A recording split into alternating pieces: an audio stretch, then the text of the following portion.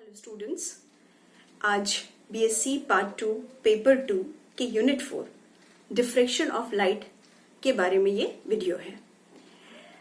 Diffraction of light आपका unit 4 है, जिसको हम मेजर 5 हिस्सों में बांट सकते हैं। पहला, डिफ्रैक्शन के बेसिक्स। डिफ्रैक्शन से आप क्या समझते हैं, डिफ्रैक्शन होता क्या है, अगर लाइट में डिफ्रैक्शन होगा तो कैसा दिखाई देगा, ये हो गया डिफ्रैक्शन बेसिक्स। दूसरे हिस्से में जो डिफ्रैक्शन के अलग अलग क्लासेस हैं, कैटेगरीज हैं, फ्रेस्नेल क्लास डिफ्रैक्शन और फ्राउनहोफर क्लास डिफ्रैक्शन, तो ये हम पढ़ेंगे। उसके बाद है इसका इस्तेमाल करके हम रिजॉल्विंग पावर को कैसे डिफाइन कर सकते हैं, और 5वें हिस्से में हम वेव की एक और प्रॉपर्टी पोलराइजेशन, वो स्टडी करेंगे। तो आज के लेक्चर में पढ़ते हैं डिफ्रैक्शन ऑफ लाइट के बेसिक्स के बारे में, फंडामेंटल्स ऑफ डिफ्रैक्शन। तो डिफ्रैक्शन मतलब आप हिंदी में कहते हैं विवर्तन। डिफ्रैक्शन, अब इसको दो हिस्से में बांटते हैं, एक है डिफ्रैक्शन और दूसरा है लाइट। पहले समझते हैं कि डिफ्रैक्शन क्या है और कहाँ होता है, और जब होता है तो क्या दिखता है। डिफ्रैक्शन मतलब विवर्तन।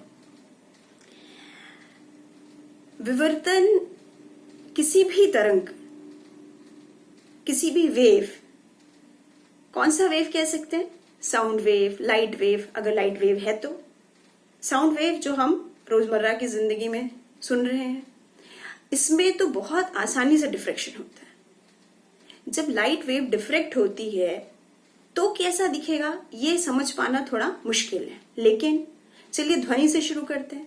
जब ध्वनि तरंगे विवर्तित होती है, मतलब अपने मार्ग से विचलित हो जाती हैं, मतलब बेंडिंग। डिफ्रैक्शन का मीनिंग ही होता है bending, bending from its path, अपने मार्ग से विचलित हो जाना, ये कहलाता है विवर्तन।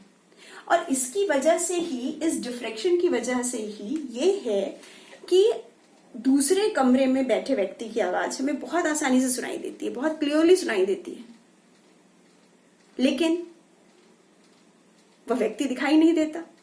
मतलब प्रकाश तरंगे विवर्तित नहीं हो रही है उसी मार्ग पर जिस मार्ग पर ध्वनि तरंगे विवर्तित हो रही हैं। तो जो साउंड वेव है वो इजीली डिफ्रैक्ट हो जा रहा है, लेकिन जो लाइट है, अगर मैं कहूं ये वेव है तो इसको भी विवर्तित होना चाहिए। अब आप कहेंगे कि लाइट कैसे विवर्तित हो सकती है, लाइट तो स्ट्रेट लाइन में जाती है, लाइट तो बेंड हो नहीं सकती है। बिल्कुल सही, क्योंकि हमने तो ऐसा ही पढ़ा है कि light travels in straight line, straight line. अब बट हम कह रहे हैं लाइट इज अ वेव, और हर वेव डिफ्रैक्ट होती है, हर वेव में डिफ्रैक्शन होता है। तो यदि लाइट वेव है और हर वेव डिफ्रैक्शन होना चाहिए, तो लाइट में जब डिफ्रैक्शन होगा तो क्या होगा, और लाइट के डिफ्रैक्शन से हमें क्या दिखाई देगा, क्या समझते हैं हम इसका अर्थ। ये समझने के लिए पहले ये देखते हैं कि चूंकि लाइट स्ट्रेट लाइन में ट्रेवल करती है तो उससे हमें क्या मिल रहा है। तो चलिए लेट अस टेक एग्जांपल। तो let us consider an opaque object. क्या करें, एक अपारदर्शी, हमने एक ओपेक ऑब्जेक्ट लिया, ओपेक ऑब्जेक्ट। अब इस ओपेक ऑब्जेक्ट, जैसे कि आपकी किताब, जैसे कि कोई वुडन बॉक्स, कोई ये पेन रख दीजिए। अब इसके ठीक सामने हमने कोई रखा सोर्स ऑफ लाइट। क्या है ये, सोर्स ऑफ लाइट। अब लाइट सोर्स से तो रेज आ रही है सभी पॉसिबल डायरेक्शन में, यहां जा रही है, ठीक है। अब ये है हमारा स्क्रीन जिस पर कि हमें इमेज देखना है। क्या मिलता है हमें, क्योंकि ये ओपेक ऑब्जेक्ट है तो बहुत जाहिर सी बात है, क्योंकि ये लाइट इस ओपेक ऑब्जेक्ट को पार नहीं कर सकती, तो जहां से वो पार कर सकती है उसके आगे तक तो लाइट हमको मिलती है। यहां क्या मिला? लाइट। लेकिन यहां क्या मिला? डार्क, मतलब नो लाइट। या इसी को कहते हैं हम ज्योमेट्रिकल शैडो। क्या कहते हैं इसको हम? Geometrical shadow. ठीक है, कोई नई प्रक्रिया नहीं है, सब आप जानते हैं। तो अगर ये ज्योमेट्रिकल शैडो है, क्यों मिला ये? क्योंकि light travels in straight line. क्योंकि light travels in straight line.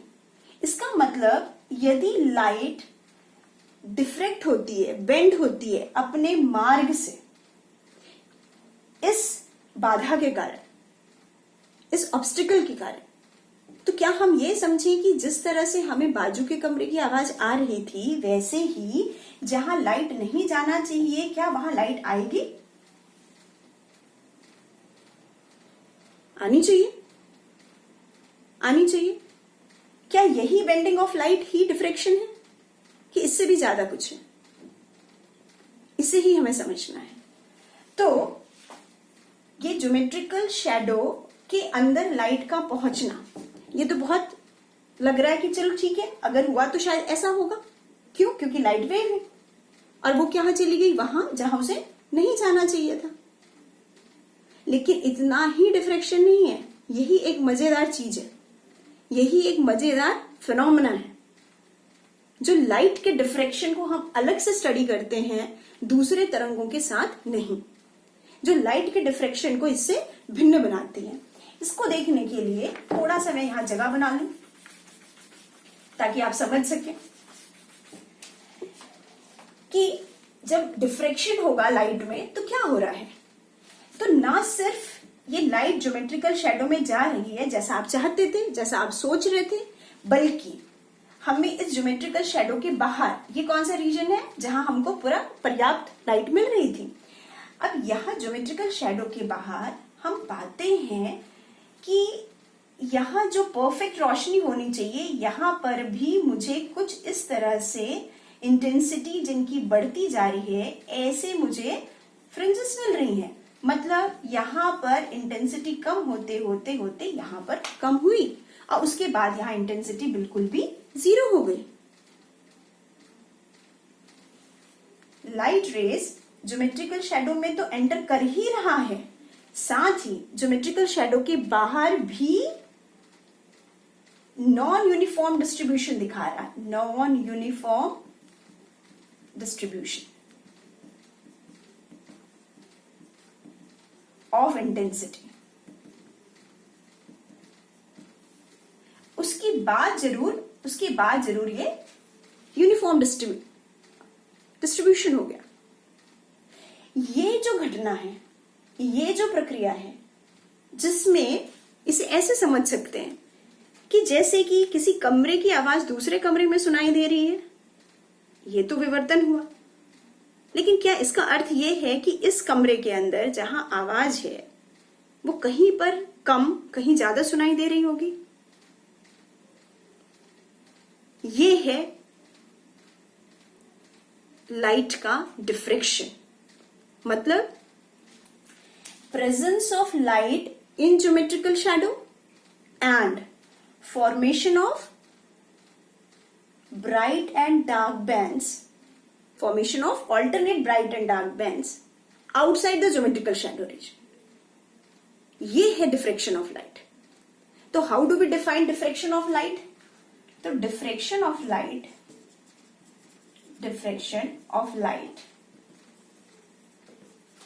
क्या है? ये presence of light in geometrical shadow region, सही है। लाइट का ज्योमेट्रिकल शैडो में उपस्थित रहना थोड़ी दूर तक, बिल्कुल सही, ऐसा तो हम सोच ही रहे थे। And formation of alternate bright and dark fringes outside geometrical shadow, मतलब जहां हम समझते थे कि यूनिफॉर्म इंटेंसिटी है वहां कुछ दूर तक हमें ब्राइट और डार्क फ्रिंजेस मिल रही हैं, और यहां क्या मिल रहा है, कुछ दूर तक लाइट। इसे कैसे समझें, और किसने ये पहली बार करके दिखाया, और ये क्यों हो रहा है, और अगर ये हो रहा है तो हमें रोजमर्रा की जिंदगी में क्यों नहीं दिखाई देता। ऐसे ढेर सारे प्रश्न हैं। तो इस पूरे यूनिट को जब हम समझेंगे तो हमारी ये सारी जो दुविधाएं हैं, जो हमें समझ में नहीं आ रही है चीजें, वो सारी क्लियर हो जाएगी।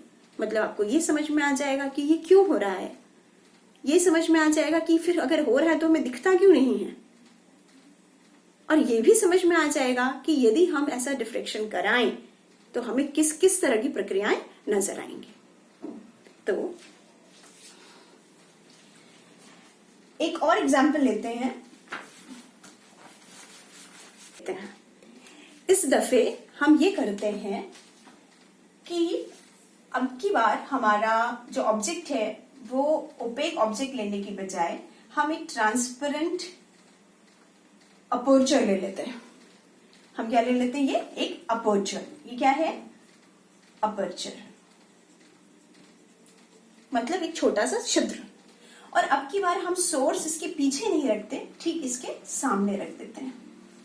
लाइट रेज जा रही है यहां से, ये सोर्स है, सभी दिशा में जा रही है। अब यहां इस अपर्चर से ये स्क्रीन है, ये क्या है, स्क्रीन है। इस स्क्रीन पर हम क्या उम्मीद करते हैं कि अगर ये होल है, अपर्चर है, तो मुझे यहां क्या मिलना चाहिए। जैसा कि लाइट का डेफिनेशन है, light travels in the straight line, तो मैं उम्मीद करती हूं कि मुझे ये सीधी लाइन या सीधी रेस यहां पड़ेंगी, और स्क्रीन में मुझे इस पूरे गोल में क्या मिलना चाहिए, मुझे यूनिफॉर्म इंटेंसिटी।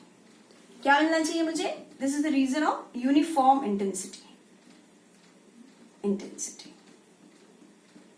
या पिछले एग्जाम्पल से कंपेयर करें तो ये है रीजन हमारा ज्योमेट्रिकल शैडो वाला, ये है रीजन मेरा ज्योमेट्रिकल शैडो वाला। ठीक है, अब चलिए, अगर लाइट में डिफ्रैक्शन हुआ और हमने परिभाषा दी है presence of light in the geometrical shadow region and formation of bands in the uniform region. ठीक है, तो अगर यहां डिफ्रैक्शन होता है तो हम क्या उम्मीद कर सकते हैं कि क्या होना चाहिए। तो मुझे लगता है कि लाइट जो है वो यहां थोड़ी चली जाएगी और यहां भी थोड़ी चली जाएगी इस शैडो रीजन में। इसके अलावा जहां मुझे लग रहा था कि यूनिफॉर्म इंटेंसिटी है, वहां यूनिफॉर्म इंटेंसिटी ना होकर के डिक्रीजिंग इंटेंसिटी के, या इस तरह से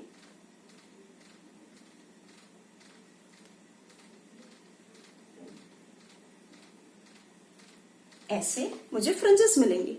मतलब सर्कुलर अपर्चर या रेक्टेंगुलर अपर्चर के जो शेडो मुझे दिख रहा है यहां, उस शेडो में मुझे साइड साइड में इस तरह की कुछ फ्रिंजेस दिखाई दे सकती हैं। उसके बाद ये कुछ धुंधला हो जाएगा और ये धुंधला होके बिल्कुल ही डार्क हो जाएगा। सही है, ये है हमारा डेफिनेशन। मतलब जब हम किसी छिद्र से लाइट देखते हैं या इस पेन का इमेज हम लाइट से देखेंगे तो मुझे इसके किनारे में क्या दिखना चाहिए, इसी के जैसा और कुछ इमेज। ये तो डार्क है बीचों बीच, और यहां क्या दिखना चाहिए मुझे, हल्के से और इमेज। या मैं किसी होल के थ्रू देखूं तो होल तो दिख रहा है, लेकिन उसमें किनारे किनारे मुझे कुछ फ्रिंजेस दिख सकती हैं, लेकिन दिखती तो है नहीं, मुझे तो नहीं दिखती। क्यों, अब देखिए, चलिए अब इसी सेम पिक्चर में चलिए मान लेते हैं कि इस अपर्चर साइज को बहुत छोटा कर देते हैं। क्या करते हैं, इस अपर्चर साइज को बहुत छोटा कर देते हैं और स्क्रीन को हम रखते हैं थोड़े और दूर। चलिए या स्क्रीन को यहीं रख लीजिए, कोई दिक्कत नहीं है। अब ये सोर्स तो है ही ठीक इसके सामने, ये सोर्स है, सोर्स से लाइट आ रही है, ठीक। और जैसा हम समझते थे कि ये लाइट क्या करना चाहिए, ये तो स्ट्रेट लाइन में जाने वाली रेज जो है वो इस तरह से जाएंगी और अपना ये बनाएंगे रीजन। मतलब ये हो गया अब ज्योमेट्रिकल शैडो, ये हो गया ज्योमेट्रिकल शैडो, और ये क्या मिलना चाहिए मुझे? Uniform intensity. लेकिन हमने कहा कि क्योंकि लाइट डिफ्रेक्ट हो रही है तो ये उस रीजन में भी चली जाएगी जहां नहीं जाना चाहिए था, इस रीजन में भी चली गई जहां नहीं जाना चाहिए था, और जहां जाना चाहिए यहां पर हमें मिल रहा है कुछ फ्रिंजेस, यहां मिल रहा है कुछ फ्रिंजेस। अब कुल जमा क्या हो गया? कुल इफेक्ट क्या हो गया? कि जहां हमें यूनिफॉर्म इंटेंसिटी हम उम्मीद कर रहे थे ऐसा कोई रीजन ही नहीं है।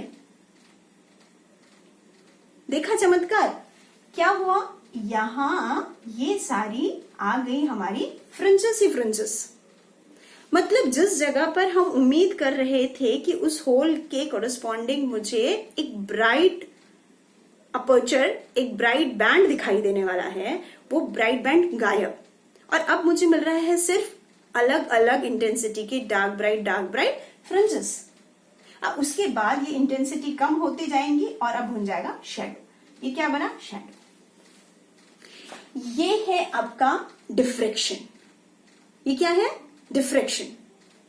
तो है ना ये डिफरेंट, कि जहां हम उम्मीद कर रहे थे कि वो यूनिफॉर्म इंटेंसिटी हो, वहां हमें पूरी तरह से एक जैसी इंटेंसिटी मिले, अचानक वहां इंटेंसिटी है ही नहीं, बल्कि क्या मिल रहे हैं? फ्रिंजेस। लेकिन कब मिला मुझे? जब मैंने इस अपर्चर साइज ए को रिड्यूस करके बहुत छोटा कर दिया। जब ये अपर्चर साइज बहुत छोटा है तब मुझे ये मिलेगा। मतलब लाइट में डिफ्रेक्शन या विवर्तन तो हो रहा है, मगर मुझे दिखाई नहीं देता यदि अपर्चर साइज बड़ा हो। यही फिनोमेना मुझे बहुत अच्छे से दिखाई दे सकता है यदि अपर्चर साइज छोटा हो। कितना छोटा हो? तो अब डिफ्रेक्शन के लिए इसलिए पहली शर्त क्या हो गई? कंडीशन फॉर डिफ्रेक्शन क्या हो गया? अपर्चर और obstacle must be very small. Must be very small. Now how small? How small? Of the order of wavelength of light. Of the order of wavelength of light. Now what is the light of wavelength of light? What is the wavelength of light? This light has a wavelength of the order of 6000 angstrom to 4000 angstrom. Visible light, हम किसकी बात कर रहे हैं? Visible light की। तो वो कहाँ है? 4000 एंगस्ट्रॉम से लेके 6000, ज्यादा से ज्यादा आप 7000 कह सकते हैं।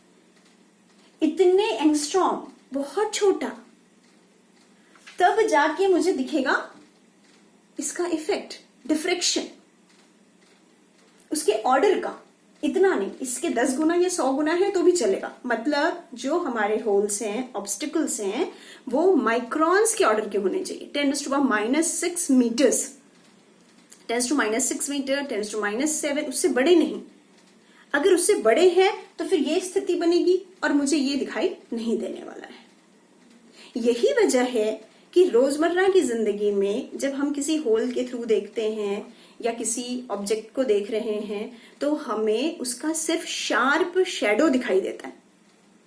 उसके आगे आजू बाजू बनने वाले जो ऑल्टरनेट ब्राइट और डार्क फ्रिंजेस है वो दिखाई नहीं देते हैं।